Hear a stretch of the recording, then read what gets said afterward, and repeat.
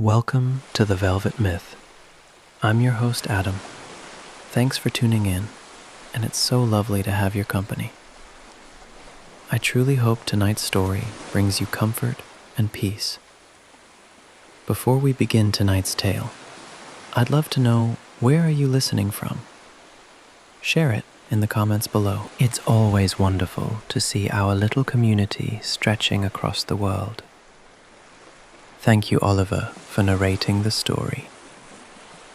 Now it's time to let yourself settle gently into the quiet comfort surrounding you.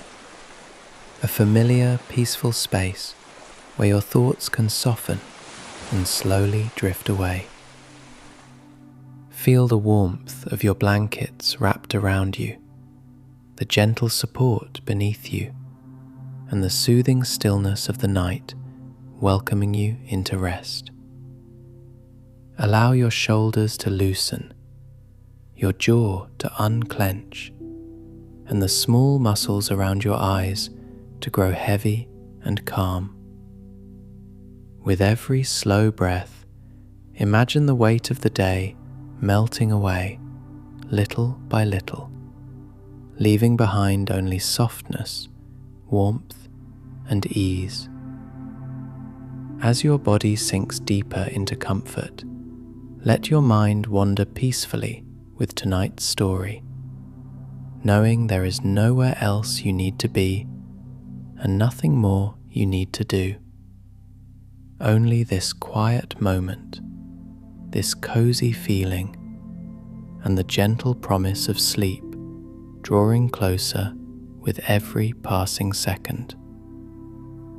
Now, simply relax, breathe slowly, allow yourself to drift into a calm and restful night. As the world grows still around us, let us join Maren in her keeper's cottage. The waves came in threes. Maren had been counting them for what felt like a very long time. 3 soft crashes, then a pause, then 3 more. Listening from her narrow cot in the keeper's cottage, while the rest of the world slept. The blanket was thick and smelled of cedar, and something faintly salt-sweet. And the pillow was perfectly cool against her cheek, and none of it was helping. She was not frightened. That was a strange thing. At home, when sleep wouldn't come, there was always a tightness to it, a sense of the dark pressing in from the corners. But here the dark felt different, softer, almost breathing, as though the cottage itself were dozing contentedly and had simply forgotten to bring her along. The foghorn called out somewhere below the cliff, low and long and unhurried, a sound like a giant, very gently clearing its throat. Maren watched the ceiling. Every few seconds, the lighthouse beam swept across it, a clean, pale arc, quick and certain, traveling from one side of the room to the other and gone before she could quite hold it in her eyes. She'd started counting that too, fitting it between the waves. Sweep, pause, 3 waves, sweep, pause, 3 waves. The rhythm of it was almost like a lullaby, orderly and faithful, and she thought that perhaps if she kept counting, she would eventually drift off without noticing. She was on her 30-second sweep when the other light appeared. It came slowly, the way warmth comes from a radiator you've only just noticed, gradually and all at once. A glow, softer than the beam, wandered across the far wall near the window. It did not arc or vanish. It drifted, unhurried, the color of honey held up to a lamp. The lighthouse beam came through again, sharp and white, and for a moment the 2 lights existed together on the ceiling, utterly unlike each other, one crisp and purposeful, the other slow and dreaming. Then the beam moved on, and the softer glow remained. Maren sat up. She watched it gather near the corner where the ceiling met the wall, pooling there gently the way shallow water pools in the hollow of a rock. It did not flicker. It did not pulse or flash. It simply rested, warm and patient, and Maren had the very distinct feeling, the kind of feeling she trusted completely, the kind that lived in her chest rather than her head, that it was not trying to wake her up. It was more as though it had not noticed her at all, as though it was simply passing through, on its way somewhere else, and she'd only happened to be awake to see it. She pushed back the blanket. Her wool socks were in a heap beside the cot where she had left them. Maren pulled them on, slowly so they wouldn't bunch wrong at the heel, then stood on the cold stone floor and looked again at the corner.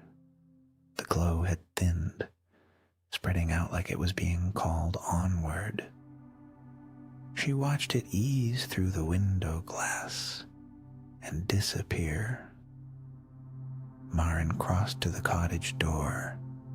The iron handle was cold and slightly rough against her palm.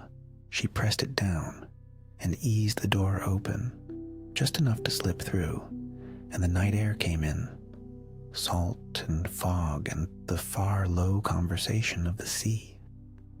Ahead, the lighthouse stood dark at its base and burning at its crown. Maren went toward it. The path between the cottage and the lighthouse was narrow and damp, paved with flat stones that had gone dark with moisture. Maren walked it carefully, her socked feet finding the edges of each stone by feel.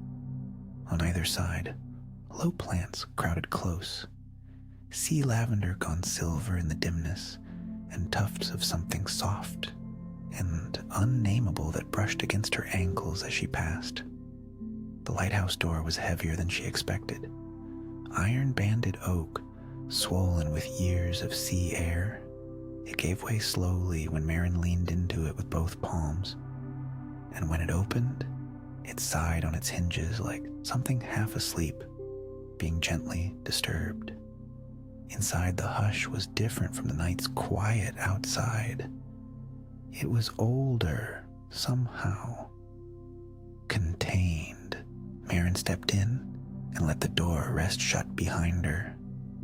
The staircase spiraled upward in a tight coil of gray stone, lit only faintly by the sweeping beam that crossed and recrossed the narrow windows as the lantern turned far above. Maren set her hand to the wall. The stone was cool and slightly rough, and she could feel the age in it, the way you feel the age in something very large and very still. She climbed. At the first window, she stopped to look out. The fog had come in closer now, muffling the sea into a low, hushed breathing. The beam swept through it in long, slow arcs, and where it touched the water, the surface glimmered faintly, briefly, like something remembering it was beautiful. Maren kept climbing. Then, above her on the curving wall, the glow appeared again, soft and unhurried, pooling at the next turning of the stair, as though it had been waiting there patiently all along. Maren followed it upward toward the warmth. The lantern room opened around Maren like the inside of a held breath. It was smaller than she had imagined, and warmer, and filled with the slow turning of the great lens, a revolving architecture of glass and light that took up nearly the whole center of the space. The prisms caught the beam and threw it apart into fragments, and the walls shifted with moving color, the way shallow water shifts over pale sand. Maren stood very still in the doorway, her oversized socks silent on the iron floor grating, and simply looked. Ezra was seated in an old wooden chair to the side of the lens, a thick wool blanket folded across his knees. He was not reading. He was not asleep. He was simply sitting, in the way of someone who has learned that sitting quietly is its own kind of work. When Maren stepped through the doorway, he looked up, not startled, not puzzled, but with the calm, unhurried expression of a man who hears exactly the footstep he expected on the stair. "There you are," he said. His voice was low and unhurried, shaped by years of speaking beneath the sound of wind. "Come in, then. Mind the threshold." Maren stepped over the raised iron lip of the doorframe and into the warmth. Up close, Ezra was very large and very still, like the lighthouse itself in that regard, and his pale gray-blue eyes caught the turning light and held it for a moment before releasing it again. "I saw something," Maren said, "in my room, on the ceiling." "I know," Ezra said, without any particular surprise in it. He reached beside his chair and lifted a small, battered flask. "Sit first. There's a cushion just there, near the base of the housing. Bring it close if you like." Maren found the cushion. Thick, faded blue wool, worn smooth at the center, and dragged it near his chair. She sat with her knees tucked up and her hands wrapped around the small tin cup Ezra poured for her. It was warm water with something faintly honeyed dissolved into it, mild and sweet and settling, and she drank a little without thinking about it. For a moment, neither of them spoke.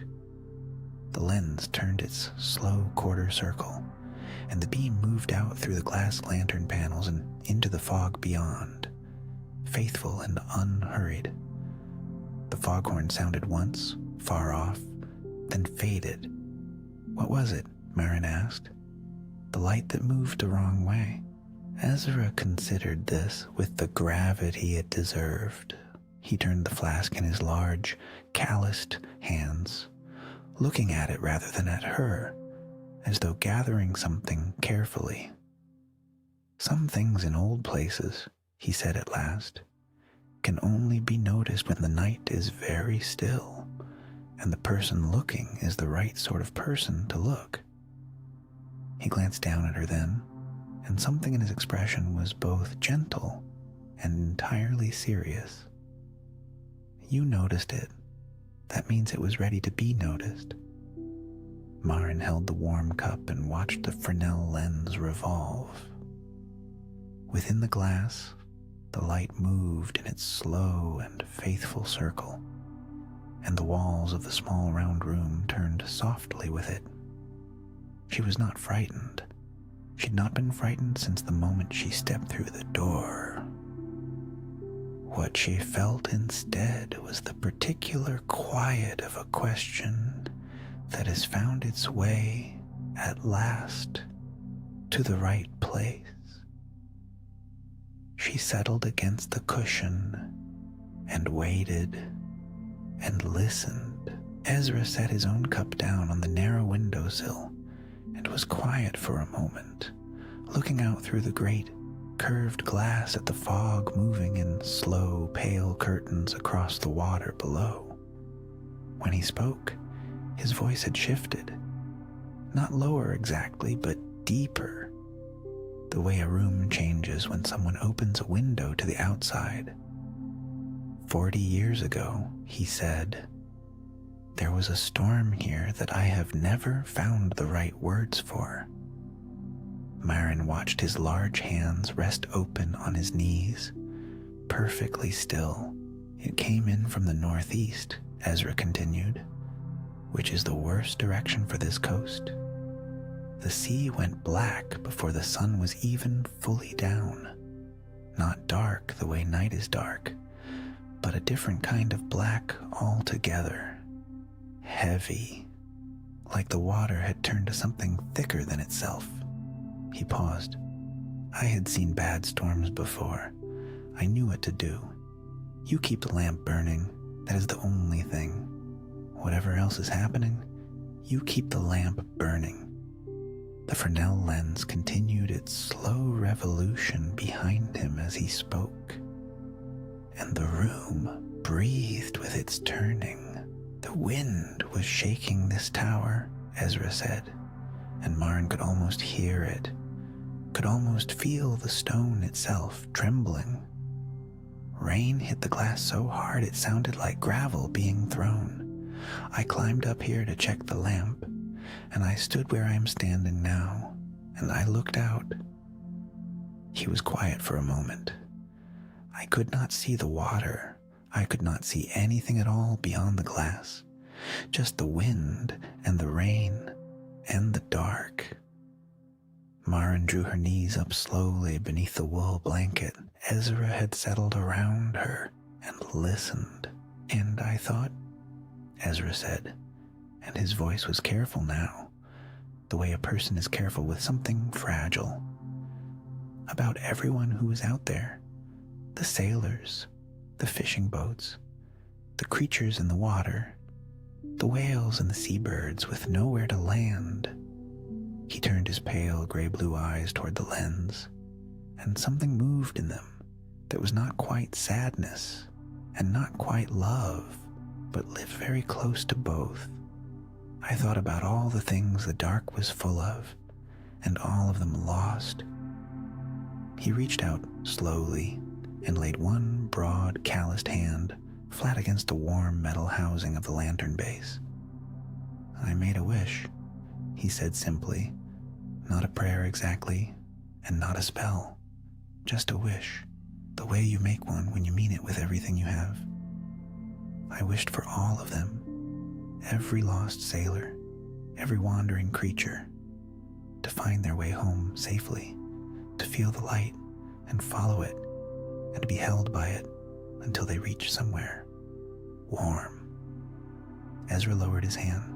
The storm passed by mourning, he said, the way storms do, and the sun came up, and the sea went flat and silver, and I thought nothing of it. He glanced at Maren then, a quiet glance full of something unfinished. But the next night, when I climbed up here to tend the lamp, I stood in front of that lens, and I saw, just for a moment, something moving inside the light that had not been there before. The beam swept its slow circle. The fog pressed soft and close against the glass outside. Maren did not move. She did not speak. She only watched Ezra's face and waited for him to tell her what it was. Ezra did not point. He did not lean forward or direct her gaze with a finger or a word. He simply said, "Watch the glass where the light bends thickest, near the center of each panel, and don't look for anything. Just let your eyes rest there." Maren did as he asked. She unclenched something behind her eyes that she had not known was clenched, and she looked at the turning lens the way you might look at the surface of still water, not searching the bottom, only receiving what the surface chose to give. The beam revolved. The prisms caught and scattered it into pale ribbons that slid across the curved walls of the lantern room and dissolved. Another turn, the same ribbons, the same slow dissolve. And then, on the third slow revolution, Maren saw it. At first it was only a deepening within the light, a place where the glow seemed to gather and thicken, the way cream does when it is poured into something warm. And inside that gathering, curving through it with enormous and unhurried grace, was the long, dark arc of a whale's back. She could see the subtle furrow of its spine, the trailing edge of a tail fluke disappearing into brilliance. It moved without urgency, without sound, as though it were simply continuing a journey it had always been on, as though the light were simply a part of the sea it knew. Maren exhaled. The whale faded as the beam completed its arc, and the prism carried the light onward. But on the next revolution, they came again. Different shapes this time, or perhaps more of the same. A scattering of small birds, their wings tilted into a wind she could not feel, dipping and rising through the illuminated center of the lens, the way shorebirds rise over a cliff's updraft. She could count them if she tried. She did not try. She only watched. Then the sailing ship, small and very old by the look of its rigging, its sails full of a favorable wind. Maren watched it drift across the arc of the beam in perfect silence, rocking gently on a sea that existed nowhere except inside the light. Without thinking, she stepped forward until the warmth of the lantern pressed against her face. Like a cupped hand, the heat was gentle and real, the kind that settles into the cheekbones and works slowly inward, and she stood in it with her eyes still soft and open. "The whale," she whispered, "and birds, and a ship with all its sails up." Ezra made a low sound, not quite a word, that meant yes. "Are they all right?" Maren asked. The question came out quietly, without fear, because the answer already seemed obvious in the quality of the light itself, in the easy drift of the whale, the unconcerned tilt of the bird's wings. "They are exactly all right," Ezra said. "They are on their way." Maren stayed where she was, her face warm, her woolen socks thick and soft against the cold stone floor. The beam turned again, and the shapes returned, faithful as tides. And she watched them come and go with the particular stillness of someone who has just discovered that the world contains more tenderness than she had previously been told. Outside, the fog thickened quietly against the glass, and the lighthouse held them all. Maren kept her eyes on the turning beam for a long moment before the question finally surfaced. "Are they lost?" she asked. "The ones in the light? Are they souls that couldn't find their way?" Ezra considered this the way he considered most things, without hurry, turning the question over gently before answering it. "No," he said. "Not lost. Not anymore." He shifted in his chair, lacing his large, calloused fingers together across his knee. "Think of the word remembered. That is closer to what they are. The lantern does not hold them the way a jar holds something caught. It holds them the way a song holds a feeling. You carry it with you, and it is not diminished by the carrying." Maren thought about that. "So they're not trapped." "They're anything but trapped," Ezra said, and there was a quiet firmness in his voice, the kind that comes not from wanting to persuade, but from simply knowing. "They are on a long passage, and the beam is one point of light along that passage. They move through it each time it turns, and each time they do, they are a little further along than they were before." The lens rotated again, slow and faithful, and Maren watched the faint silhouette of a bird, small-winged, unhurried, drift through the prisms and dissolve into the far arc of light. "Some nights," Ezra continued, his voice dropping into something almost conversational, the way he might describe the weather or the tide tables, "there are dozens of birds, whole flights of them, moving together. Other nights there is a ship, quite old by the look of its sails, making its way steadily through. And some nights," He paused, and a small smile deepened the lines at the corners of his pale eyes. There is only a single whale, so large it seems to fill the whole lens, and it moves so slowly that you might watch it for an hour.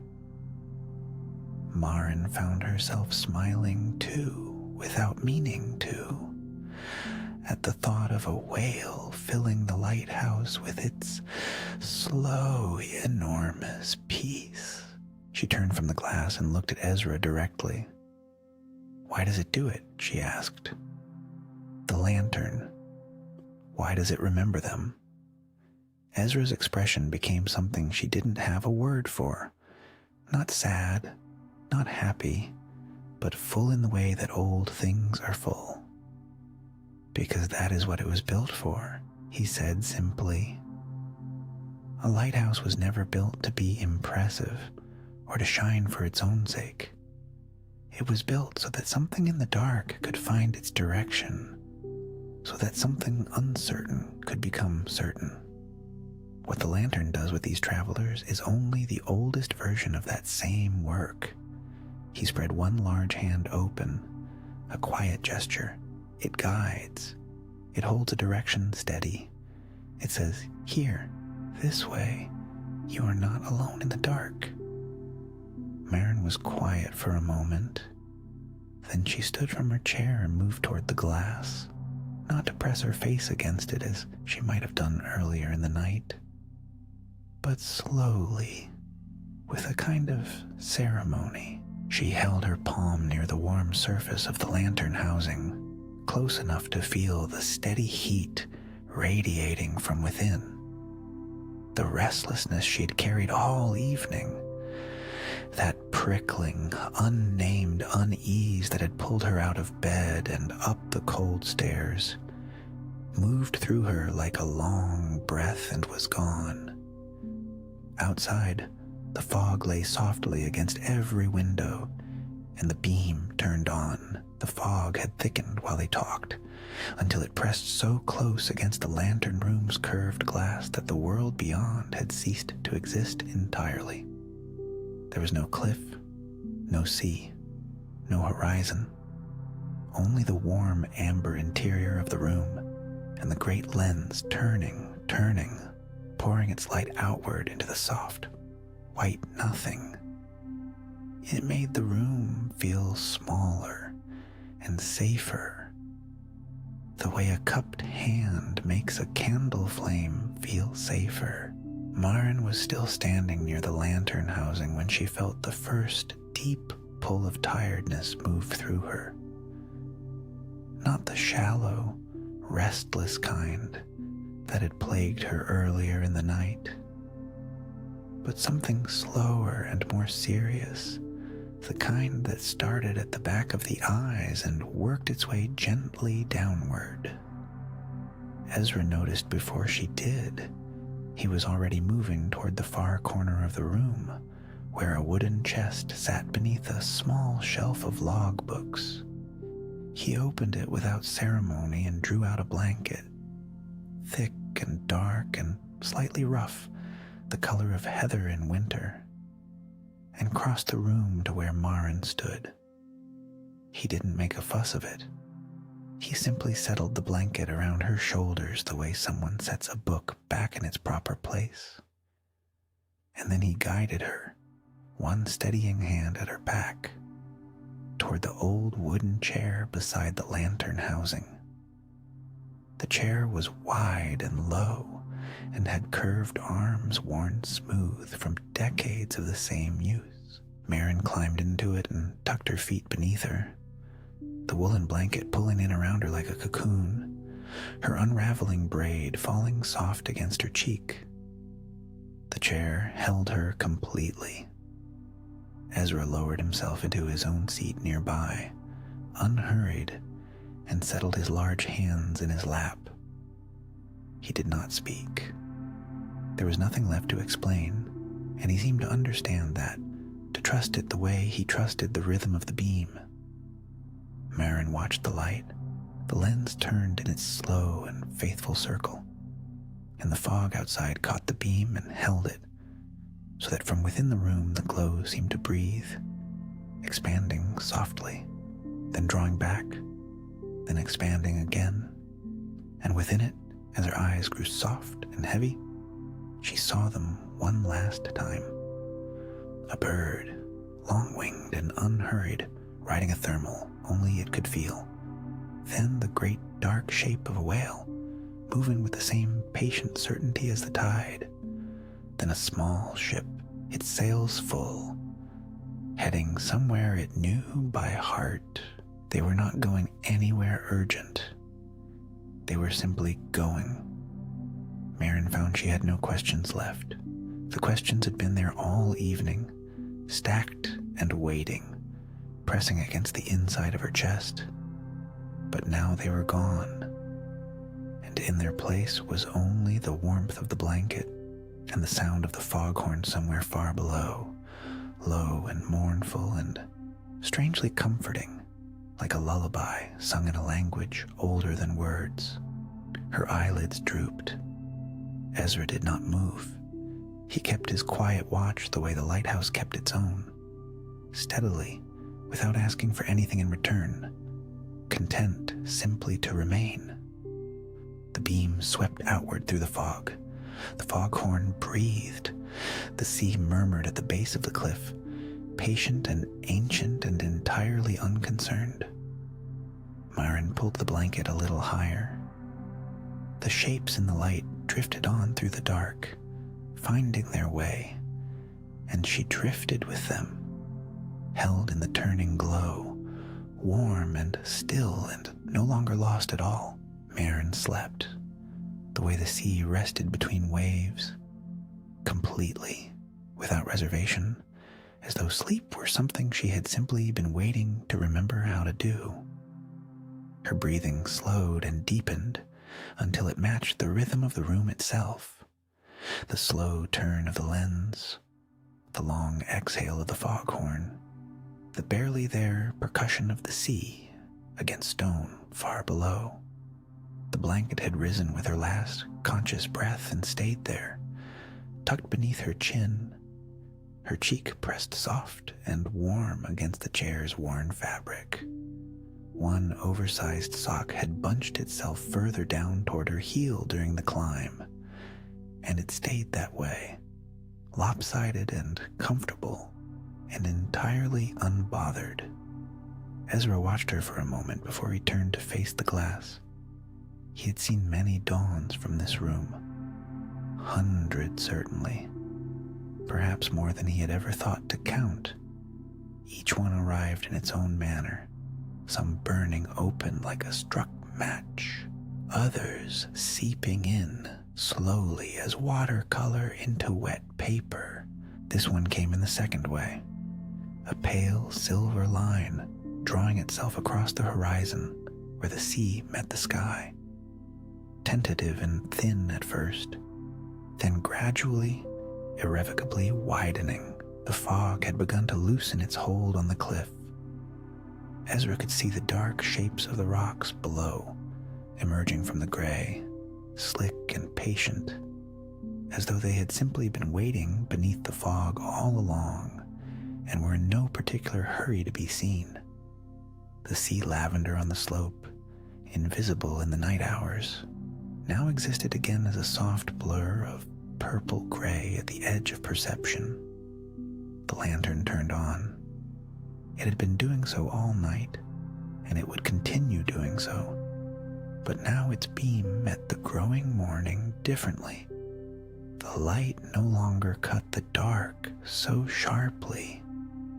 Instead, it moved through something paler, something already beginning to fill with its own quiet luminescence. Ezra watched the beam sweep outward and thought, as he often did in these last minutes before full dawn, that there was something deeply right about the way light could exist alongside other light without diminishing either. The shapes within the lens, the slow drift of the whale, the arching birds, the patient ship with its white sails, grew softer now, not gone, simply less necessary against the coming brightness, the way stars do not disappear at dawn, so much as step gently back, still present, simply resting until they are needed again. Ezra moved quietly to the chair and eased the blanket's edge up where it had slipped from Maren's shoulder. She did not stir. Her face in sleep was entirely unguarded, the small gap between her front teeth just barely visible, her dark lashes still against her cheeks, one hand loosely curled against the armrest, as though she had simply set something down and forgotten to pick it back up. He straightened and returned to the window. The silver line on the horizon had warmed, barely, toward the faintest suggestion of gold. A gull called somewhere below. The first of the morning, always impatient, always convinced it was announcing something no one else had yet noticed. The foghorn breathed once more, and then fell quiet, its work done for the night. Ezra stood in the turning light and kept his watch, unhurried, as Maren slept on beside the great lens, held in the warmth of the lantern room, held in the slow, faithful turning of the beam, held as gently and as surely as every traveler the lighthouse had ever carried through the dark. She was on her way. The morning came in softly to meet her.